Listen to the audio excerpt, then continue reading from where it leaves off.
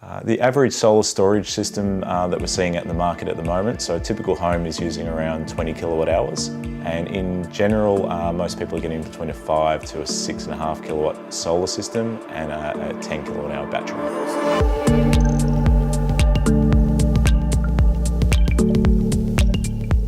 The typical family is at work during the day or at school, etc., and everyone comes home in the evening when the sun's starting to go down. So investing in a battery solution to store that energy in the battery so you can use it at night time makes a lot of sense. All the energy that you're generating from your solar system, that's your energy, you're storing it in your battery and supplying your home at night time. So that's saving you money, not having to purchase expensive energy from the grid. You're using your clean green energy.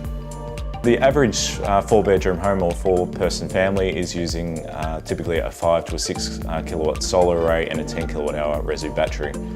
If they have different demands, we do have flexible sizes in energy storage and the amount of panels as well. So not everyone's the same. We do have the flexibility to have up to 10, 11 kilowatts of solar panels on the roof and multiple battery options as well. It all depends on your usage profile. So some people use a whole heap of energy, they've got big pool pumps, lots of refrigerators and things like that. And then other people are a lot more energy efficient. So it just depends on your energy usage profile. It definitely pays to be talking to the right installation companies. They'll give you the right advice, size the system up to suit your needs. They'll look at your energy usage profiles and make sure you've got the right system designed to match your needs.